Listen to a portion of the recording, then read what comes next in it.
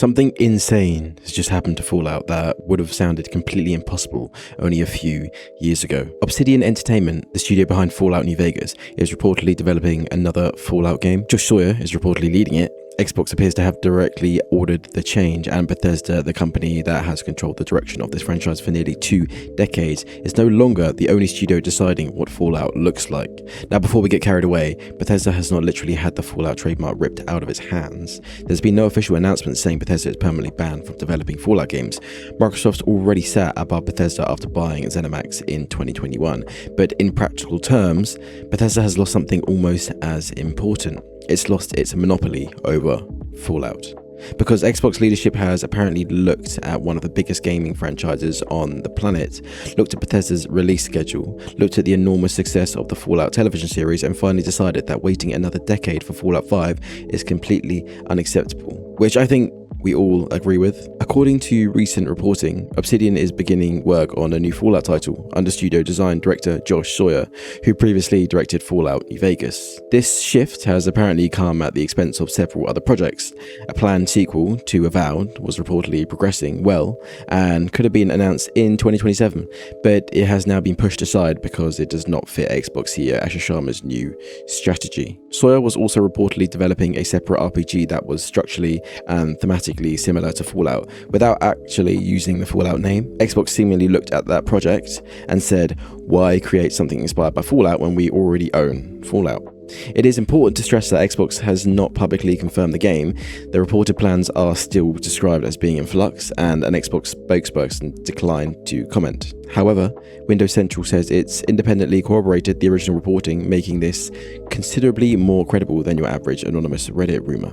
Bethesda is also reportedly expected to work with Obsidian in some capacity. We do not yet know whether that means genuine co-development, technical support, consultation, or simply approving the law. So this is not Obsidian storming Bethesda's office, stealing the Fallout Bible and locking Todd Howard outside, but it's Xbox stepping in and saying that Bethesda no longer gets to keep Fallout dormant simply because it is busy making something else. That is the real story here. Bethesda's traditional approach made sense when games took 4 or 5 years to develop. The studio would make an Elder Scrolls game, then a Fallout game, then perhaps experiment with something new before returning to the cycle. But modern AAA development has completely broken that model. Bethesda released Fallout 4 in 2015. Fallout 76 followed in 2018, but that was an online spin-off rather than the enormous single-player sequel most people wanted. Bethesda then spent years building Starfield. It is now focused on the Elder Scrolls 6. Fallout 5 was expected to come after. Even under an optimistic schedule, that created the genuine possibility of more than 15 years passing between Fallout 4 and Fallout 5. Meanwhile, the Fallout television series transformed the franchise into an even bigger mainstream property. Millions of people either returned to the games or discovered them for the first time.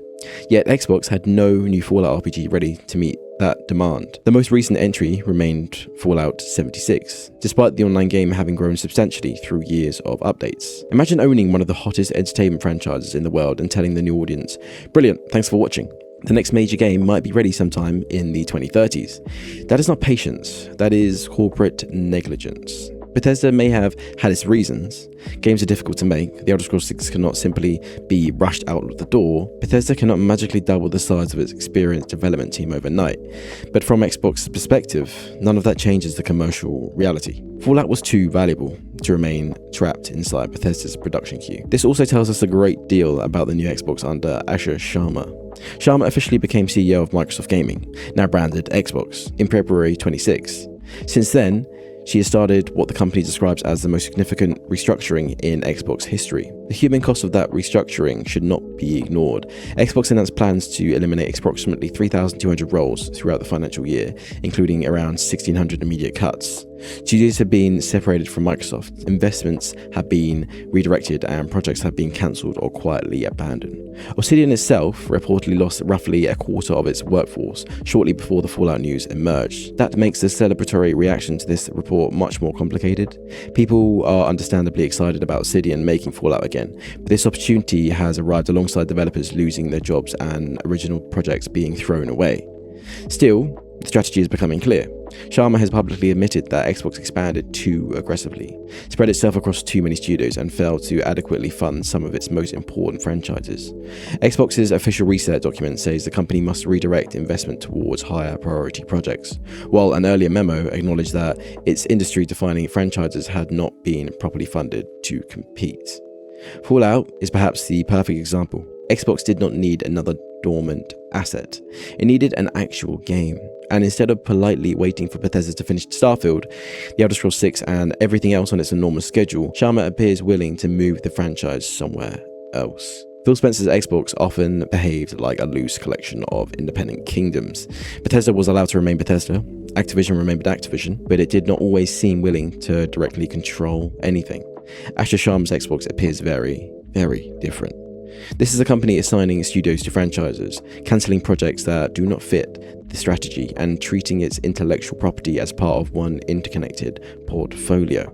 That approach could produce more focused results. It could also crush creativity if every talented studio is eventually forced to make sequels for whatever brand Microsoft currently believes has the highest earning potential. Both things can be true. Of course, there is one enormous reason why people are excited: Fallout New Vegas. New Vegas was developed under brutal time constraints, yet it became one of the most respected RPGs ever made. Its technical condition at launch was rough, but its role-playing systems, factions, dialogues, and political complexity gave it an identity that Bethesda's Fallout games have never completely replicated. Bethesda is brilliant at building worlds you want to explore. Obsidian has traditionally been brilliant at building worlds you want to argue with. New Vegas was not simply a large wasteland filled with locations, it was a network of competing ideologies. The NCR offered democracy, bureaucracy, and imperial expansion. Caesar's Legion offered stability through horrific authoritarianism. Mr. House offered technological progress under the permanent control of one powerful individual. The game did not merely ask which faction had the coolest armor, it asked what kind of civilization should be allowed to exist after the old world destroyed itself. That is the kind of writing many Fallout fans feel has been missing, and Josh Sawyer returning is significant because he understands that Fallout is not merely retro music, vault boys, bottle caps, and slow motion head explosions. Fallout is satire, political and uncomfortable. It is supposed to examine how humanity rebuilds the same systems that destroy it, merely with fewer buildings and considerably more radiation. However, we should also calm down slightly. This is not 2010. The current Obsidian is not the exact team that made New Vegas. Some veterans remain, but many developers have moved elsewhere over the last 16 years. Obsidian has also just suffered major layoffs, which will inevitably affect morale, capacity, and institutional knowledge. Microsoft cannot simply place Josh Sawyer in front of a New Vegas poster, press a nostalgia button, and expect a masterpiece to fall out. The conditions surrounding the project matter. My biggest concern is that Xbox may misunderstand why people love New Vegas. Fans don't want Obsidian's logo placed on a Bethesda-style Fallout game as a marketing exercise. They want genuine role-playing freedom. Strange dialogue choices. They want reputations, disguises, skills, and character builds that influence more than damage numbers. They want factions that react logically to their decisions. They want quests with outcomes that cannot be reduced to the blue, good option, the red, evil option, and the yellow, sarcastic option. If Xbox merely wants New Vegas 2, because it recognizes the name as commercially valuable, this project could become a hollow nostalgia product. But if Xbox gives Sawyer and his team the budget, time, and creative freedom to apply Obsidian's RPG philosophy to a modern Fallout game, this could be exactly what the franchise needs. It doesn't even need to be a direct sequel. In fact, I would probably prefer that it wasn't. Take us somewhere new. New Orleans, Chicago, Texas, Seattle.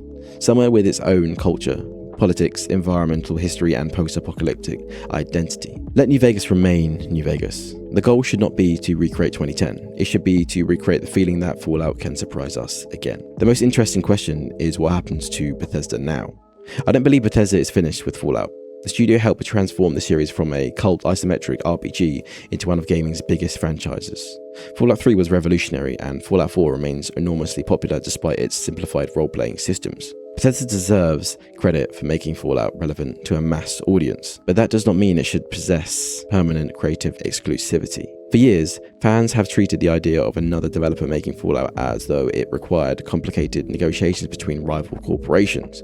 It does not anymore. Obsidian and Bethesda are both inside Xbox. Microsoft owns the wider corporate structure. The only thing preventing this from happening was a leadership decision. Now that decision appears to have been made. Bethesda may continue developing Fallout 5 eventually. It may support Obsidian's project. We could even reach a situation where multiple Fallout games are developed by different teams, each offering a different interpretation of the universe. That would be healthy. Fallout should not be dependent on one studio completing every other enormous RPG it wants to make first. So has Bethesda officially lost Fallout? Legally, no. Creatively, however, Bethesda appears to have lost exclusive custody of the franchise. Xbox has looked at Fallout's popularity, Bethesda's schedule, and Obsidian's history and concluded that the old arrangement no longer works.